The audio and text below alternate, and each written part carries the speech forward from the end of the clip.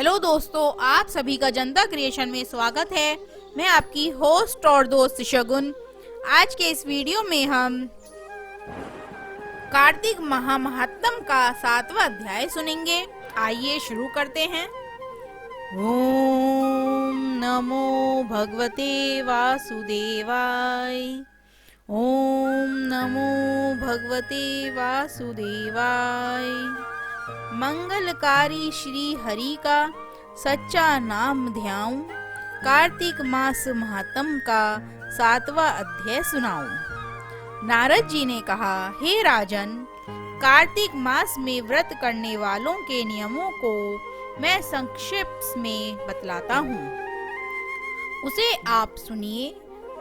व्रती को सब प्रकार के आमिष, मांस, उड़द, राई, खटाई तथा नशीली वस्तुओं का त्याग कर देना चाहिए। व्रती को दूसरे का अन्न ग्रहण नहीं करना चाहिए, किसी से द्वेष नहीं करना चाहिए और तीर्थ के अतिरिक्त अन्य कोई यात्रा नहीं करनी चाहिए।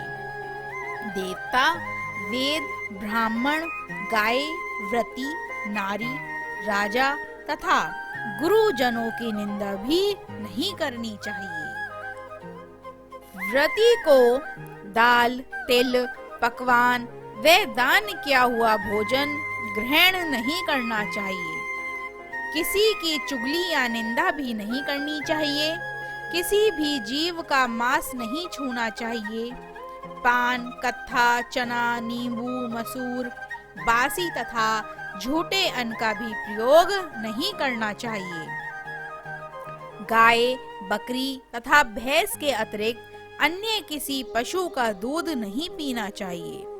कांसे के पात्र में रखा हुआ पंचगव्य, बहुत छोटे घड़े का पानी तथा केवल अपने लिए ही पका हुआ अन्न प्रयोग करना चाहिए। कार्तिक माह का व्रत करने वाले मनुष्यों को सदैव ब्रह्मचर्य का पालन करना चाहिए। उससे धरती पर सोना चाहिए और दिन के चौथे पहर में केवल एक बार पत्तल में भोजन करना चाहिए। व्रती कार्तिक माह में केवल नरक चतुर्दशी, जिसे छोटी दिवाली भी कहा जाता है, इस दिन ही शरीर में तेल लगा सकता है।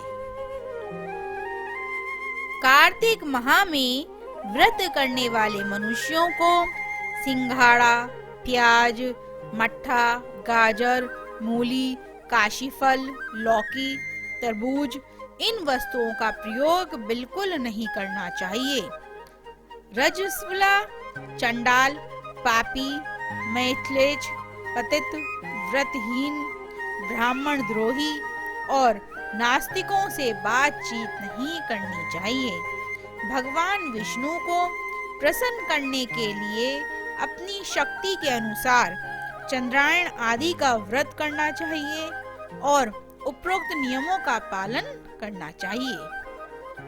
व्रती का प्रतिपदा को कुम्हड़ा, द्वितीय को कटहल, तृतीय को तृणी स्त्री, चतुर्थी को मूली, पंचमी को बेल, षष्ठी को तरबूज, सप्तमी को आंवला, अष्टमी को नारियल, नवमी को मूली, दशमी को लौकी, एकादशी को परवल, द्वादशी को बेर, त्रयोदशी को मट्ठा, चतुर्दशी को गाजर तथा पूर्णिमा को शाक का प्रयोग नहीं करना चाहिए।